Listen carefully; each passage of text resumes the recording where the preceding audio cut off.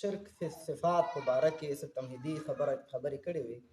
شرک فی الذات مسله تېره شوې وه، بیا د شرک فی الصفات په باره کې څه تمهیدي خبره مخکې جمعه کې وکړه. او دې سره سره موږ دا خبره کړې وه چې دا شرک فی الصفات کې ډېر د واقع کېدو خطره ځکه شته دی چې یو صفت د الله رب العزت هم هماغه صفت دی او د بنده هم، خو البته د بنده او د الله په مابین کې صفتونو په مابین کې د ځمکې او د اسمان فرق دی. د دې وجې نه نو دې کې خطر دا دی چې انسان غالبا په شرک کې واقع کېږي چې کله انسان هغه قاعده چې موږ مخکې جمعه کې موږ ذکر کړې وه چې هغه قاعدې باندې انسان پوه نه وي، نو د دې وجې نه د دې خطره شته چې انسان پکې واقع شي. لکه څنګه چې د شرک فی ذات په باره کې عظیم ترین صورت الله صورت اخلاص لیکلو، صورت الاخلاص قل هو الله احد الله الصمد لم یلد ولم یولد، دا د شرک فی ذات د رد دپاره الله رب العزت را لیکلو. نو د شرک فی صفات په باره کې صورت اخلاص په باره کې الله فرمایلی و، نبی علیه السلام فرمایلی و چې ثلث القرآن دا د قرآن درېیمه حصه ده. دومره لوی مرتبه چې د صورت ته میلاو هغه په دې باندې چې هغې کې د شرک فی ذات رد، او آیت الکرسی په دې کې د شرک فی صفات رد ذکر کیږي. او دې آیت الکرسی باره کې رسول الله صلی الله علیه وسلم مبارک فرمایلی دي چې آیت الکرسی چې د سید آی القرآن د قرآن په آیاتونو کې سردار دی، د قرآن د نور آیاتونو سردار صورت آیات دی دا. او د دې وجه نه آیت الکرسی په باره کې راځي چې فرض مانځونه بعد کوم انسان آیت الکرسی ولولي د دې انسان او د مرګ په مابین د جهنم د جنت په مابین کې صرف مرګ فاصله ده چې مړ شي او بس جنت ته لاړ شي. منځ کې پرده چې د انسان او د جنت په منځ کې پرده څه شی دی؟ مرګ دی. ځکه مرګ نه مخکې څوک جنت ته تللی نه شي. نو نبی علیه السلام فرمایي چې فرض مانځنه بعد چې آیت الکرسی ولوسته دومره لوی مرتبه ده د آیت الکرسی، ځکه چې په دې صورت کې د الله د صفتونو ذکر دی. او د الله په صفتونو کې علما فرمایي بنیادی د الله نومونه او صفتونه خو تقریبا ډیر زیات دي. بیا یو حدیث کې رسول الله صلی الله علیه وسلم مبارک فرمایلی دي چې د الله 99 صفتونه او نومونه دي چې دا چا په یاد وزده که نو د جنت ذمواري نبی صلی الله علیه وسلم کړی دی. نو دغه صفتونه او نومونه د الله خو ډیر دي، خو شپږ صفتونه د الله رب العزت چې دي دا بنیادی صفتونه دي. یو د وجود، او بل د حیات ژوند، بل د علم، او بل د قدرت د الله رب العزت قدرت، او بل د الله اراده او مشیت، او شپږم د الله رب العزت کلام او خبرې. ګوره دا داسې صفتونه دي اکثر چې د انسان سره شریک دي. ګوره موږ تاسو هم خبرې کولی شو، الله رب العزت هم کلام کوي، خو د انسان او د الله د کلام په مابین کې د ځمکې او اسمان فاصله او فرق دی چې انسان په دې باندې پوه نه شي. هغه قاعده موږ دا ذکر کړې وه، نو هغه به بېرته زه تاسو ته ووایم چې درې خبرې موږ کړې وې. د الله رب العزت دپاره هم وجود ثابت دی، د بنده دپاره هم وجود ثابت دی، خو البته د الله وجود دا ذاتی دی خپله، او بنده ته چې وجود ورکړی چا ورکړی؟ الله رب العزت ورته ورکړی دی. او بنده دپاره وجود ثابت دی دا چې دی دا عطایي دی، بنده هم وجود لري. دغه رنګې د الله رب العزت صفتونه چې کوم دي دا ذاتی دي، او د بنده صفت چې دی بنده کې چې هر صفت وي دا عطایي دي، ماره الله رب العزت دی بنده ته ورکړی دی. که هغه د علم صفت وي، که هغه نور کوم صفتونه په انسان کې موجود وي، دا د الله رب العزت ورکړي صفات دي. دغه رنګې د الله رب العزت وجود قدیم دی، معنا الله همیشه نه وو، دې ته قدیم ویل کېږي. او د الله رب العزت صفتونه هم قدیم دي. انسان صفتونه دا حادث دي، حادث انسان وجود دا حادث دی. حادث دا معنا چې یو وخت کې انسان نو بیا الله رب العزت پیدا کړ. لکه سورۃ الدهر کې الله فرمایي چې په انسان کې داسې یو زمانه په انسان باندې داسې یو زمانه راغلی و لم یکن شیئا مذکورا، چا یې نوم نه اخیست. ځکه زموږ او تاسو د پیدایش نه مخکې زموږ او تاسو نوم چا نه اخیست. موږ چاته معلوم نو چې دا به څوک وي، د پلانکي ځای به څه نومېږي او هغه به څنګه وي. نو یو وخت کې الله فرمایي چې تاسو نوم په دنیا کې ذکر کېده نه، بیا الله پیدا کړي. نو انسان ګوره قدیم نه دی، حادث دی، او الله رب العزت وجود قدیم دی. د الله صفتونه هم قدیم دي، او د انسان صفاتونه چې دي لکه څنګه چې انسان حادث دی د هغې صفتونه هم حادث دي معنا نو پکې بیا پیدا شي اوس یو انسان اول نه چې مور نه پیدا شي ګوره علم پکې نه وي نور اخلاق پکې نه وي دی کې پیدا کېږي یا کسب کې یا په منډه ترړه وکړي دغه صفات کسب کې ځان کې پیدا کړي دغه رنګې د الله رب العزت وجود چې دی دا درېیمه خبره موږ د الله د صفاتو باره کې دا کړې وه چې د الله رب العزت دا وجود دا و چې د الله رب العزت وجود ذاتی دی د انسان عطایي دویم دا د الله وجود قدیم دی د انسان وجود چې دی دا حادث دی یو درېیمه خبره دا هم کړې وه موږ چې د الله رب العزت د وجود په باره کې چې د الله رب العزت وجود لا محدود دی دا معنا چې د هغې حد نشته غیر محدود لا یتناهي معنا کل او د انسان وجود چې دی دا څه دي محدود دي معلوم او د الله رب العزت صفتونه هم غیر محدود دي د انسان صفتونه چې دي دا محدود دي محدود معنا یو انسان کې چې علم راځي څومره علم بس معلومدار علم دی چې د انسان ته پته دی الله علم د هغې انتها نشته لا محدود دا معنا چې انتها یې نشته څومره موږ داسې نشو ویلی چې دومره نه د الله د صفتونو انتها نشته لا محدود صفتونه دي د الله نو د دې وجې نه دا قاعده چې کله انسان په ذهن او فکر کې وي نو بیا انسان غالبا د شرک فی صفات نه بچ کیږي او بل دا چې د دې په وجه باندې ډېر مسائل دي چې زموږ او ستاسو په ژوند کې موږ تاسو له مخې له راځي چې په هغې باندې زموږ او ستاسو بیا ذهن خلاصېږي یو په هغې کې موږ مسله د نورو د بشر ذکر کړی و بل د علم په باره کې موږ تاسو مسله ذکر کړې وه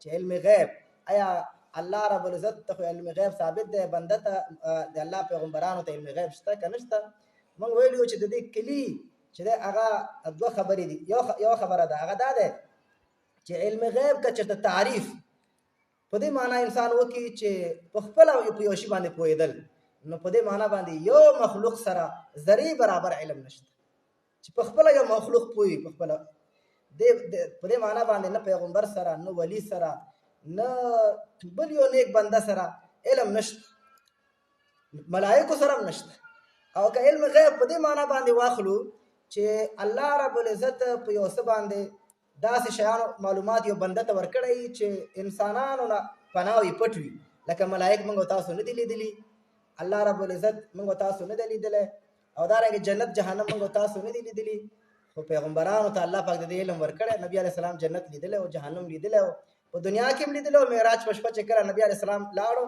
په دنیا کې یو حدیث کې داسې راځي چې نبی علیه السلام فرمایي په دې دیوال ماته نن جنت او جهنم ښکاره شو نو په دنیا کې نبی علیه السلام جنت او جهنم لیدلی و ورپسې صحابه ولاړو په یو سب باندې مونځ یې کوو نبی علیه السلام پسې خو نبی علیه السلام لیدلي و صحابه نه لیدلي نو پیغمبرانو ته الله پاک داسې علم غیب ورکړی دی دې نه څوک تعبیر کوي انباء الغیب سره څوک علم الغیب خو دا علم یو پیغمبر اله پیغمبر کېږي چې کله الله رب العزت هغې ته څه معلومات د غیب ورکړي جنت جهنم ابراهیم علیه السلام په باره کې الله فرمایلی دي وکذلک نری ابراهیم ملکوت السماوات والارض وليكون من الموقنین ابراهیم علیه السلام ته دا پټه بادشاهي چې د الله حکم روان دی چې انسانانو د رزق بندوبست دی د مرګ دارنګې د انسان په اوږه باندې کرام الکاتبین ناست دي د انسان ښه عملونه استخبارات چې موږ ورته وایو ښه عمل او بد عمل لیکي دا یو پټ نظام دی چې موږ تاسو له نه ښکاري ابراهیم علیه السلام ته الله دا ټول نظام ښودلی چې ملائک لګیا دي چا د حفاظت دپاره دي ځینې ملائک چې د انسان د عمل نامې لیکلو دپاره ځینې ملائک د انسان مخکې او شاته رواني د انسان د حفاظت دپاره دا هغه پټه بادشاهي دی نظام دی د الله رب العزت او دغه معلومات الله ابراهیم علیه السلام ته ورکړی نو دا غیب دی موږ تاسو نشو لیدلی او هغه لیدلي نو په دې معنا باندې علم غیب پیغمبرانو ته حاصل دی او قرآن کریم د دوو ځایونو نه دا خبره ثابت دی چې الله فرمایي چې فلا یظهر علی غیبه احدا الله په غیب باندې چاته خبر نه ورکوي الا من ارتضى من رسول مگر چې الله رب العزت په رسولانو کې چاته وغواړي نو الله رب العزت د غیب معلومات ورته ورکړي نو الله رب العزت ورته ورکړي نو بله مسله علما فرمایي د وحدت الوجود یو مسله ده اگر که دا علمي د دینی مسله نه ده فلسفیانه مسله ده وحدت الوجود دا معنا چې دا د دې تعریف علماو دا کړی اکثر صوفیا په دې باندې دي وحدت الوجود اگر که ځینې علماو د دې نظریې په باره کې خبرې کړي چې دا صحیح نظریه نه ده خو هغوی دا وایي چې په دنیا کې په دې کائناتو کې وجود چې دی یوازې د الله دی معنا دا ده چې دا نور شیان وجود چې دی دا پشان دی نه وجود دی. لکه موږ تاسو چې کله استخاره کوو د استخارې دعا دی نو په هغې کې موږ وایو چې فانک تقدر ولا اقدر، الله ته قدرت لري زه نه لرم. د دې خو دا معنا نه ده چې انسان بالکل قدرت نه لري. نو موږ ګوره تک کوو او موږ چې دی په بدن کې څه ناستو قدرت او طاقت شته، نو څنګه موږ وایو چې الله ته قادر یې، موږ نه یو قادر. فانک تعلم ولا اعلم، الله ته پوهېږي زه نه پوهېږم. انسان بالکل څه باندې نه پوهېږي، داسې خو څوک هم نشته. هغه ماشوم چې نوی پیدا شي هغه هم په دې پوهېږي چې زه باید شیدې وڅښم، او هغه په دې باندې هغه چې کله وږی شي ژاړي، په دې خو هغه هم پوهېږي. نه، انسان ته معلومات شته.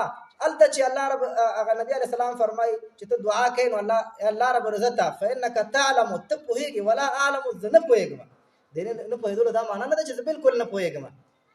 نه، معنا دا دی چې هغه معلومات چې الله رب العزت تا سره ده د هغې په مقابله کې دا زما دا علم نش حساب دی. خلک وایي چې دا پلان کې دا نش کې حساب دی. زمونږ دا معلومات چې کوم دي د الله د معلوماتو په مقابله کې نش حساب دی. موسی علیه السلام چې کله د خضر علیه السلام ملاقات له لاړو نو علم یې زده کوو ترېنه، وایي دا دواړه چې په کشتۍ کې ناستول، یو مرغه راغله د کشتۍ په څنډه باندې کېناستله او دریاب ته یې داسې دا مخوکه کښته کړه، لږ اوبه یې راواغست. خضر علیه السلام موسی علیه السلام ته وویل دا دې وکته، یو وایي زما او ستا علم، پیغمبران دي ګوره، د تورات علم ورته د موسی علیه السلام ته وایي زما او ستا علم د الله د علم په مقابله کې داسې دی لکه د دې مرغۍ په مخوکه کې چې کومه اوبه دي او په دریاب کې څومره اوبه دي. د الله علم داسې دی لکه دریاب، او زما او ستا علم دا دی لکه د مرغۍ په مخوکه چې څومره اوبه راغستې دي. نو مرغۍ مخوکه کې به څومره اوبه وي، دا د دریاب اوبه په مقابله کې نش کې حساب. معنا دا دی چې د الله وجود دا د انسانانو د وجود د کائناتو د وجود دا وجود چې د الله د وجود په مقابله کې نش کې حساب دی. لا موجود الا الله، اصل کې څلور مرتبې دي علما فرمایي. یو چې لا معبود الا الله، دا ساده مسلمانانو نظریه ده چې دوی وایي چې عبادت به یوازې الله ته کوي. دنه یو پورته یو بله مرتبه ده، هغې مرتبه دا ده لا مطلوب الا الله، لا مقصود الا الله. انسان به ژوند د الله دپاره تېروي، انسان به چې دی د ژوندګۍ منډه ترله ټول د چا دپاره وي؟ د الله دپاره. لا مقصود او مطلوب د انسان به الله وي. نو دا دنه یې لږ پورته مرتبه چې دی هغه څه دی؟ لا محبوب الا الله. انسان په دنیا کې د چا سره مینه نه کوي بغیر د الله نه، مینه د الله سره پکار دی. د دنه بیا پورته مرتبه چې هغه د صوفیاو نظریه ده، هغوی وایي چې لا موجود الا الله، د الله نه سوا بل سره موجودات شته نه. که ته وایي چې د اسمان دی، دا ځمکه، دا موږ یو، نو الله په نس باندې دا په نش کې حساب دی. نو د دې د وحدت الوجود عقیده دا معنا. نو په دې معنا باندې وحدت الوجود عقیده چې دی دا چې کوم خلک ثابتوي دا غلطه نظریه نه ده. اگر که په خلکو کې دا خور شوی ده چې وحدت الوجود چې دی دا د کفر نظریه ده، نو دا خبره غلطه ده. ځکه هغه ډیفینیشن او تعریف چې خلک غلط وکړي نو هغې په نتیجه کې هغه بیا هغه چې کوم شي تعریف کوي هغه شی هم بیا خلک غلط ثابت کړي، او که د هغې تعریف صحیح معنا سره څوک وکړي بیا هغه غلط نشي ثابتېدلی. نو د دې وجې نه وحدت الوجود باره کې نو علماو ډېرو صوفیه کرامو ډېرو بلکې اکثرو صوفیه کرامو رایه دا دی چې وحدت الوجود عقیده صحیح دی په دې معنا باندې. هغه پینتیزم چې ورته وایي هغه نظریه چې هغه صحیح نه دی، هغه ته بیا وحدت الوجود نه وایي، هغې ته هموس وایي. هموس څه معنا؟ هر څه الله دی، نعوذ بالله، دا ونه الله ده، دا ځمکه دا الله دی، اسمان الله دی. نو دا نظریه چې دا بیا کفر نظریه ده، دې ته هموس وایي، هموس. او په انګلیش کې ورته پینتیزم وایي. پین ویل کې هر څه ته، هر څه الله دی. نو دا نظریه ده. بله اخرنۍ خبره یو بله د شرک فی صفاتو په باره کې علماو دا خبره کړې چې شرک فی صفات کې دام دی چې انسان دا نظریه ولري چې په دې کائناتو کې چې کوم شیان دي او په هغې کې کوم صفات اچولی شوي دي، دا صفات په حقیقت کې په دې کائناتو کې الله اچي. د دې مثال دا دی، اور کې صفت د سوځولو دی چې هغه سوځول کوي، اوبو کې یو صفت دی چې هغه ډوبول کوي، تنده ماتوي، په ډوډۍ کې یو صفت دی چې هغه انسان مړوي، په چاقو کې یو صفت دی چې هغه څه کوي؟ حلالول کوي. نو دا صفتونه په دې شیانو کې دا صفتونه او خاصیتونه چا اچولی دي؟ الله رب العزت اچولی دي. نو دغه نظریه ته ویل کېږي دا توحید نظریه. او د دې په خلاف کې چې کومه نظریه ده چې انسان دغه کم چې مادیات دي په مادیاتو باندې باور لري نو دا بیا غلطه نظریه ده. دې ته میټیریالیزم ورته وایي، معنا ماده پرستی. موږ پښتو کې ورته څه وایو؟ ماده پرستی. ماده څه ته ویل کېږي؟ اشیا وته. د ماده هر څه کوي. معنا دا ده چې یو انسان دی، دکان لري، کاروبار لري، دا عقیده لري چې زما ژوند ټول په دې دکان روان دی. د فکر دا سبب د خپل رزق څه شی ګڼي؟ دا دکان ګڼي. یو انسان د موټر چلوي، ډریور دی، دی وایي چې ما ته روزي چې را رسېږي دا اصل کې زما سبب چې دی دا موټر دی، چې دا نه وي روزي نشته. فکر نظر په الله باندې، عقیده په الله نه دی برابر. او دغه رنګې دا اور چې دی دا په خپله سوځول کوي، نو دا چې دی دې ته ماده پرستي وایي. او په سورت کهف کې الله رب العزت دغسې دوو کسانو ذکر کړی، دوو رجلانو، دوو سړو چې پخوا زمانه کې تیر شوي دي. یو چې دی خدا پرستو، بل ماده پرستو. دې دوو کسانو خپل مابین کې لانجه شوه. نو دې یو ورته وویلې چې زه خو ماله خو الله باغ را کړی دی. هغه ورته ویلې چې ته دا باغ او دا شیان په دې باندې اعتماد مه کوه، نو الله نږدې ده چې ان تبید هذه ابدا، دا به الله پاک برباد کړي. هغه ورته ویل نه دا نه کېږي، الله چې دنیا کې ما ته راکړی آخرت کې به هم راکوي، او په دې باندې هلاکت نه راځي. دا ولې وګوره دا خو رسېدلي، څنګه به هلاک شي؟ ګوره د دې فکر او د دې عقیده په دې باندې و چې بس دا باغ دی او ما ته رزق د دې نه را رسېږي، او دا به که دا باغ نی نو زما رزق نشته، او ماله چې دا څه رسېږي دا ټول د دې باغ نه. حقیقي مالک او حقیقي رب هغه هېر کړی و. نو سورت کهف کې الله رب العزت د دا قسم نظریې باندې رد کړی دی چې هغې ته ویل کېږي میټیریالیزم.